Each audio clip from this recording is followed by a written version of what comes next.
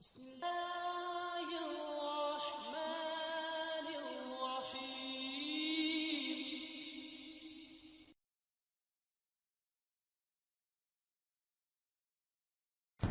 إن الحمد لله ونستعينه ونستغفره ونعوذ بالله من شرور أنفسنا ومن سيئات أعمالنا من يهده الله فلا مضل له ومن يضلل فلا هادي له وأشهد أن لا إله إلا الله وحده لا شريك له وأشهد أن محمدا عبده ورسوله صلوات ربي وسلامه عليه.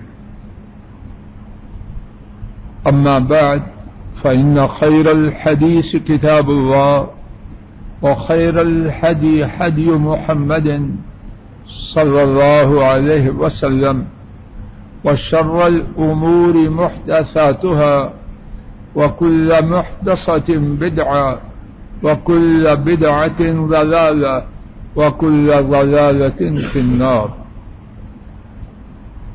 اللهم انفعنا بما علمتنا وعلمنا ما ينفعنا وزدنا علما. سبحانك لا علم لنا إلا ما علمتنا إنك أنت العليم الحكيم. رب اشرح لي صدري ويسر لي أمري واحلل عقدة من لساني يفقهوا قولي. اللهم انفعنا بما علمتنا وعلمنا ما ينفعنا وزدنا علما. رب أعوذ بك من همزات الشياطين وأعوذ بك رب أن يحضرون. أعوذ بالله السميع العليم من الشيطان الرجيم من حمزه ونفخه ونفسه. وقال إني ذاهب إلى ربي سيهدين رب هب لي من الصالحين. فبشرناه بغلام حليم فلما بلغ معه السعي قال يا بني إني أرى في المنام أني أذبحك فانظر ماذا ترى. قال يا أبت افعل ما تؤمر ستجدني إن شاء الله من الصابرين. فلما أسلم وتله للجبين ونادينا أن يا إبراهيم قد صدقت الرؤيا إنا كذلك نجزي المحسنين. إن هذا لهو البلاء المبين وفديناه بذبح عظيم وتركنا عليه في الآخرين سلام على إبراهيم كذلك نجزي المحسنين إنه من عبادنا المؤمنين. وبشرناه بإسحاق نبيا من الصالحين وباركنا عليه وعلى إسحاق ومن ذريتهما محسن وظالم لنفسه مبين. انسانی تاریخ واقعات سے لبریز ہے اور ان میں سے بہت سے واقعات میں نہایت ہی قیمتی اور عظیم الشان دروس ہیں. انسانی تاریخ کے عظیم نصیحتوں اور دروس والے واقعات میں سے کچھ واقعات کو رب العالمین نے اپنے کلام پاک میں بیان کرنے کے لیے منتخب فرمایا. جیسے سب کرسی پہ آ جائیں.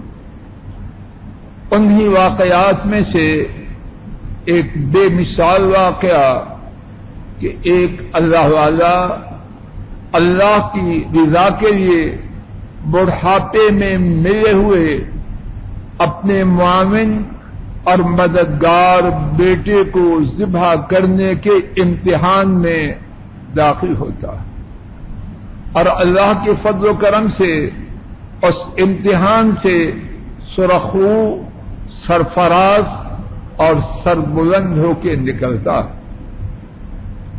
وہ واقعہ خلیل الرحمن سیدنا ابراہیم علیہ السلام اور ان کے عظیم بیٹے اسماعیل علیہ السلام کا واقعہ ہے۔ اس سلسلے میں 23ویں پارے سورہ الصافات میں رب العالمین نے اس واقعہ کو قدر تفصیل سے اس کے پس منظر کو اور اس کے نتائج اور درمیان میں جو واقعہ ہے اس سب کچھ کو رب العالمین نے تفصیل سے بیان فرمایا۔ اسی واقعہ کے متعلق کچھ آیات آج کے خطبہ جمعہ میں عرض کرنے کا ارادہ لے کے آیا ہوں، اور ان آیات میں میرے اور آپ کے لیے اور پوری انسانیت کے لیے جو دروس، نصیحتیں، عبرتیں اور اسباق ہیں، ارادہ ہے کہ اللہ کی توفیق سے ان میں سے چند ایک کا ذکر کر پاؤں کہ اللہ تعالیٰ مجھے اور آپ سب حضرات و خواتین کو اپنی زندگی میں ان دروس اور عبرتوں سے فیض پانے کی توفیق عطا فرمائے۔ سیدنا ابراہیم علیہ السلام نے اپنی بت پرست قوم کو اور اپنے والد کو توحید کی دعوت دی، ان کے بتوں کو توڑا۔ انہوں نے ان کے لیے ایک بڑی عمارت بنوانے کا ارادہ کیا، بنوائی گئی، اس میں آگ روشن کی گئی اور ان کو زندہ جلانے کے لیے انتہائی حد تک کوشش کی گئی۔ رب العالمین نے اپنے حکم اور اپنی حکمت سے اس آگ کو برد و سلام بنایا، اور ابراہیم علیہ السلام صحیح سالم رب کی رحمت سے آگ سے نجات پا گئے۔ ابراہیم علیہ السلام کے لیے اس بستی میں حالات ایسے بنا دیے گئے کہ اپنے رب کریم کی عبادت کرنا ان کے لیے نہایت کٹھن اور دشوار ہو۔ اللہ کی رضا کے لیے اللہ کے حکم سے اپنا سب کچھ چھوڑ چھاڑ کے اپنے وطن کو خیر باد کہتے ہوئے اپنے گھر سے نکلے۔ رب کریم نے اسی بات کو بیان کرتے ہوئے فرمایا، وقال انی ذاہب الی ربی سیہدین، اور انہوں نے کہا بے شک میں اپنے رب کی طرف جا رہا ہوں، عنقریب وہ میری رہنمائی فرمائیں گے۔ ساتھ ساتھ ہر آیت کریمہ میں جو دروس اور عبرتیں ہیں ان میں سے کچھ ان کا تذکرہ کرتے اور سنتے جاتے ہیں۔ انہوں نے فرمایا انی ذاہب الی ربی، میں اپنے رب کی طرف جا رہا ہوں۔ حضرات مفسرین نے اس کے جو معانی بیان کیے ان میں سے 3 معانی میرے ساتھ ایک ایک کر کے سنیے کہ ہر معنی مجھے اور آپ کو اس کی ضرورت ہے۔ پہلا معنی، میں اپنا سب کچھ چھوڑ چھاڑ کے وہاں جا رہا ہوں جہاں میرے رب نے مجھے حکم دیا ہے۔ اللہ اکبر. یہ کہنا آسان ہے، جانا ہم میں سے کتنے ماشاءاللہ بڑی بڑی اپنے آپ کو چیز سمجھنے والے بستر کو چھوڑ کر اللہ کے حکم کے لیے مسجد میں آنا ہماری طاقت سے باہر ہے. اور یہاں کیا ہو رہا ہے؟ اپنا سب کچھ چھوڑ رہا ہوں. کہاں جانے کے لیے؟ یہاں میرے رب نے حکم دیا. دوسرا معنی، میں وہاں جا رہا ہوں جہاں میں اپنے رب کی بلا روک ٹوک عبادت کر پاؤں. خان بہادر بچوں کو وہاں داخل کروا رہے ہیں اور سفارشوں سے یہاں نماز پڑھنے کے لیے کوئی سہولت نہیں. نماز شیڈول میں شامل ہی نہیں. ایک وہ ایک ہم. تیسرا معنی، میں جا رہا ہوں اپنے رب کی رضا کو پانے کے لیے. تو پہلا سبق اس واقعہ مبارکہ میں، جہاں دین پر چلنا مشکل ہو جائے وہاں سے کوچ کرنا ہے. اب یہاں ایک بنیادی بات ہے، اللہ کرے میں اپنے دل میں اسے اتار سکوں اور سننے والے حضرات و خواتین تک پہنچا پاؤں. اس کائنات میں توجہ فرمائیے، توجہ زیادہ سے زیادہ کر کے میرے ساتھ تعاون کیجیے. اس بات کا سمجھنا میری اور آپ کی زندگی کے بدلنے کے لیے اللہ کے فضل و کرم سے بہت کافی ہے. کیا بات ہے؟ سب سے قیمتی چیز وہ کیا ہے جس کے لیے سب کچھ قربان کرنا ہے، اور وہ کسی بھی چیز کے لیے قربان نہیں کرنی، وہ چیز کیا ہے؟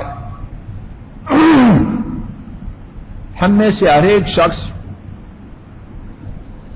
جواب سننے سے پہلے اپنی اپنی زبان پر بغیر بولے ہوئے جواب تیار کرے. وہ کون سی چیز ہے جس کے بارے میں کوئی کمپرومائز نہیں؟ وہ اللہ کا دین ہے. کاروبار، اولاد، ماں باپ، سب کچھ چھوڑا جا سکتا ہے، اللہ کا دین یہ نہیں چھوڑنا. ابراہیم علیہ السلام نے اس کا عملی نمونہ پیش فرمایا. ایک دوسرے مقام پر انہوں نے کہا بے شک میں اللہ کی طرف ہجرت کر رہا ہوں، وہ میری عنقریب رہنمائی فرمائے. اور جو شخص اللہ کے لیے اپنا سب کچھ چھوڑتے ہیں، کیا اللہ اس کو برباد کر دیتے ہیں؟ آئیے رب ذوالجلال کا اپنا فرمان سورہ النساء آیت شریفہ 100 یاد فرما لیجیے. وَمَن يُحَاجِرْ فِي سَبِيلِ اللَّهِ يَجِدْ فِي الْأَرْضِ مُرَاغَمًا كَثِيرًا وَسَعًا. اور جو شخص اللہ کی راہ میں ہجرت کرتا ہے وہ زمین میں بہت زیادہ پناہ گاہیں پاتا ہے اور زمین میں فراخی پاتا ہے. حضرات صحابہ انہوں نے اللہ کے لیے سرزمین مکہ کو چھوڑا، اللہ نے محروم رکھا یا عزتوں سے نوازا، اقتدار دیا، ملک دیا، دشمنوں کے خزانے ان کے قدموں میں ڈھیر ہوئے. ابراہیم علیہ السلام ہجرت کر کے گئے، اللہ نے انہیں کیا کچھ عطا نہ فرمایا.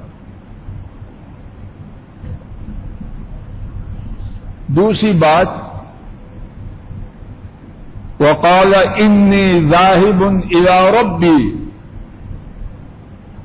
اور انہوں نے کہا بے شک میں جا رہا ہوں اپنے رب کی جانب. اور اس کا ایک معنی جو پہلے عرض کیا جا چکا ہے، وہ بہت بڑا سبق بھی ہے کہ میرا جانا اللہ کی رضا کے لیے. حضرات و خواتین نوٹ فرما لیجیے، کوئی نیکی معمولی سے معمولی اور بڑی سے بڑی وہ تب معتبر ہے، اس کی حیثیت تب ہے جب وہ اللہ کی رضا کے لیے، وگرنہ کچھ بھی نہیں.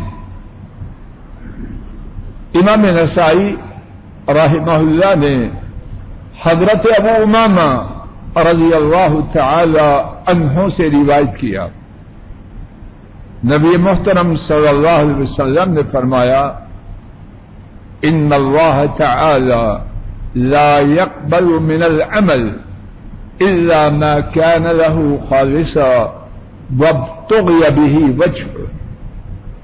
بے شک اللہ تعالی عمل سے قبول نہیں کرتے مگر وہ جو ان کے لیے خالص ہو، اور اس عمل کے ساتھ اللہ کی رضا کو چاہا گیا ہو. اگر یہ بات نہیں، مارگلا پہاڑی کے برابر نہیں، اور وہ زمین کی سب سے بڑی پہاڑی کے برابر، ساری کائنات کے سمندروں کے برابر نیک عمل ہے، اللہ کے ہاں وہ خاک کے بھی برابر ہے. تیسرا سبق، وقال انی ذاہب الی ربی سیہدین، اور انہوں نے کہا بے شک میں اپنے رب کی طرف جا رہا ہوں.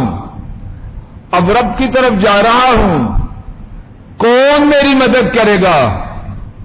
یا مولا فلاں مدد، یا دستگیر مدد، یا فلاں یا فلاں، کون مدد کرے گا؟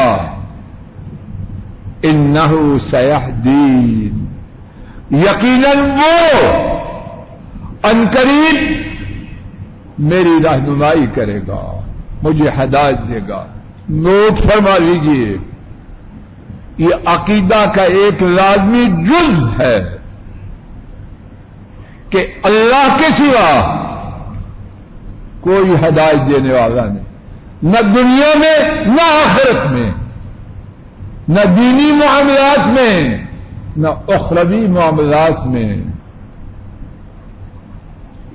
قل ان الہدی ہدی اللہ، آپ کہہ دیجئے یقیناً ہدایت کیا ہے؟ اللہ کی ہدایت ہے. اور اللہ کریم نے سورہ القصص آیت کریمہ 56 میں فرمایا انک لا تہدی من احببت ولکن اللہ یہدی من یشاء. بے شک آپ کون آپ وہ آپ جن ایسا اللہ کی ساری مخلوق میں کوئی بنایا ہی گیا نہیں.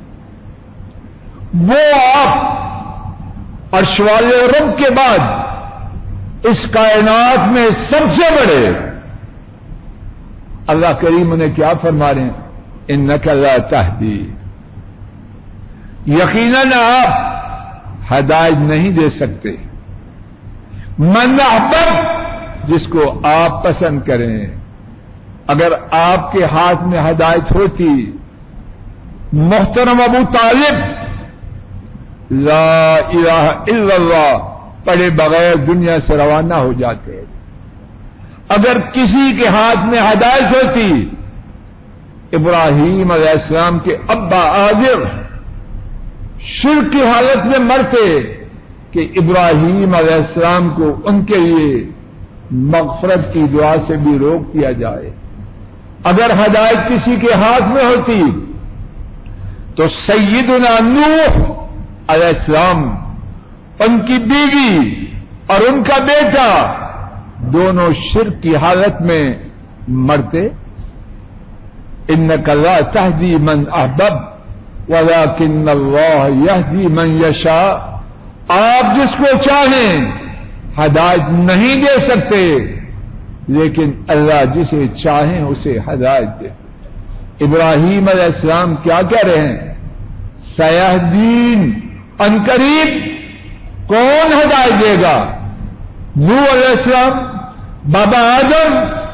نہیں، وہ مجھے ہدایت دے گا۔ چوتھا سبق، اللہ سے بہت کچھ مانگنا ہے، جوتی کا تسمہ بھی ٹوٹ جائے انہی سے مانگنا ہے، لیکن بہت بڑی بات جو اللہ سے مانگی جاتی ہے وہ کیا ہے؟ حضرات و خواتین نوٹ فرمائیں اور اس بات کو اپنی زندگی میں داخل کریں۔ اللہ سے مانگنے والی وہ چیز بہت ہی بڑی ہے جو بہت ہی بڑے انسان خلیل الرحمان نے اپنے اللہ سے اس مقام پر مانگی۔ کیا مانگا؟ ہدایت مانگ۔ سورہ الفاتحہ میں ہمارے نبی کریم صلی اللہ علیہ وسلم ہر رکعت میں کیا مانگتے؟ اہدنا الصراط المستقیم۔ امام مسلم حضرت عبداللہ رضی اللہ تعالی عنہ سے روایت کرتے ہیں، نبی کریم صلی اللہ علیہ وسلم کہا کرتے تھے، کان النبی صلی اللہ علیہ وسلم یقول، ایک دفعہ نہیں، دو دفعہ نہیں، 10 دفعہ نہیں، آپ کا یہ دستور تھا۔ کیا دستور تھا؟ اللہم انی اسألک الہدی والتقی والعفاف والغنی۔ 4 چیزوں کا سوال کرنا سید الخلق محمد کریم صلی اللہ علیہ وسلم کا عام زندگی کا دستور تھا، اور ان 4 میں سے پہلی بات کیا تھی؟ ہدایت۔ اللہم، اے میرے اللہ، انی اسألک الہدی، بے شک میں آپ سے ہدایت مانگتا ہوں، والتقی، اور تقوی مانگتا ہوں، والعفاف، اور دامن کی پاک بازی مانگتا ہوں، والغنی، اور مخلوق سے بے نیازی مانگتا ہوں۔ اور یہاں یہ سبق بھی ہے، وہ بھی ہدایت مانگے جو ہدایت یافتہ نہیں بلکہ ہدایت یافتہ ہم لوگوں میں سے چوٹی پر ہے، اور وہ بھی مانگے جو درمیانے درجے کا ہے، وہ بھی مانگے جو بٹکا ہوا ہے۔ میں آپ، ہمارا شمار کس کیٹیگری میں؟ بہت بڑی ضرورت مجھے اور آپ کو، ہر ایک کو اللہ تعالی سے ہدایت مانگنے کی ہے، اور ہدایت مانگنا اس کے معانی میں بہت کچھ ہے۔ اس میں یہ بھی ہے، یا اللہ دین اور دنیا کے جس معاملے پر میں صحیح راہ پہ آ چکا ہوں، اب موت سے پہلے یہاں سے ہٹو نہیں۔ ہدایت پر استقامت ہے، اور ہدایت میں یہ بھی شامل ہے، یا اللہ جن باتوں کے بارے میں میں بھٹکا ہوا ہوں ان کے بارے میں میری رہنمائی فرمائی، وہ معاملہ دین کا ہو یا دنیا کا ہو۔ کس قدر محتاجی ہے رب کی، اور کتنی شاندار بات ہے ہدایت کا مانگنا کہ جس کو یہ مل گئی اس کو سب کچھ مل گیا۔ 5واں سبق، ابراہیم علیہ السلام اپنے رب سے ہدایت ملنے کی توقع اور یقین رکھتے ہیں کہ نہیں رکھتے؟ کیا کہا؟ فَإِنَّهُ سَيَهْدِينِ، سو یقیناً وہ کیا کریں گے؟ میری رہنمائی کریں، مجھے ہدایت دیں گے۔ توجہ فرمائیے، اللہ سے مانگنے کا، انبیاء کی ایک ایک بات اس میں بہت کچھ ہے۔ اللہ سے مانگنے کا ایک ضروری ادب کیا ہے کہ مانگنے والا اس یقین سے مالا مال ہو، جو مانگ رہا ہوں انشاءاللہ ملے گا۔ نبی کریم صلی اللہ علیہ وسلم نے فرمایا، امام ترمذی نے حضرت ابو ہریرہ رضی اللہ عنہ سے روایت کیا، نبی محترم صلی اللہ علیہ وسلم نے فرمایا، ادعوا اللہ وانتم موقنون بالاجابہ، اللہ سے دعا کرو اور تمہیں یقین ہو کہ اللہ تعالیٰ میری دعا کو قبول فرمائے۔ اور خود رب کریم نے فرمایا، امام بخاری اور امام مسلم نے اس حدیث کو حضرت ابو ہریرہ رضی اللہ عنہ کے حوالے سے روایت کیا، نبی کریم صلی اللہ علیہ وسلم نے فرمایا، اللہ کریم نے خود فرمایا، انا عند ظن عبدی بی، میرا بندہ میرے ساتھ جیسے گمان کرتا ہے میں اس کے ساتھ ویسے ہی ہوتا ہوں۔ ابراہیم علیہ السلام دعا کر رہے ہیں، اللہ کریم سے کیا یقین رکھتے ہیں؟ وہ میری رہنمائی ضرور عنقریب فرمائیں گے۔ اللہ نے فرمائی کہ نہ فرمائی۔ میں بھی آپ بھی اللہ سے دعائیں کریں، خوب کریں، اس یقین کے ساتھ اللہ کریم ہماری دعاؤں کو قبول فرمائیں گے، اور یقیناً اللہ کے فضل و کرم سے دعائیں قبول ہوں گی۔ انہی 5 دروس پر آج کی گفتگو روکتا ہوں، اللہ کی توفیق سے کچھ مزید بات آئندہ خطبہ جمعہ میں اسی حوالے سے عرض کرنے کا ارادہ ہے۔ اللہ تعالیٰ اپنے فضل و کرم سے ایمان و عافیت سے کہنے اور آپ حضرات و خواتین کو سننے کی توفیق عطا فرمائے۔ وآخر دعوانا ان الحمد للہ رب العالمین۔ الحمد للہ نحمده ونستعینه ونستغفره ونعوذ بالله من شرور أنفسنا ومن سيئات أعمالنا، من يهده الله فلا مضل له ومن يضلل فلا هادي له، وأشهد أن لا إله إلا الله وحده لا شريك له، وأشهد أن محمدا عبده ورسوله صلوات ربی وسلام علیہ۔ آج کے خطبہ جمعہ میں اللہ مالک کی توفیق سے سیدنا ابراہیم علیہ السلام کی قربانی کے واقعہ کا آغاز ہوا کہ انہوں نے اللہ کی رضا کے لیے اپنے گھر بار کو چھوڑا، اللہ کریم سے بیٹا مانگا، بیٹا دیا گیا، اور پھر اس کے بعد کیا ہوا؟ اللہ کی توفیق سے اس کا ذکر آئندہ خطبہ جمعہ میں کرنے کا عاجزانہ ارادہ ہے۔ اس واقعہ کے ابتدائی حصہ میں جو دروس اور عبرتیں ہیں، ان میں سے 5 اللہ کی توفیق سے آج کے خطبہ جمعہ میں عرض کرنے کی عاجزانہ کوشش کی گئی۔ اللہ تعالیٰ اپنے فضل و کرم سے ان دروس اور عبرتوں سے کہنے اور سننے والوں کو فیض یاب ہونے کی توفیق عطا فرمائے۔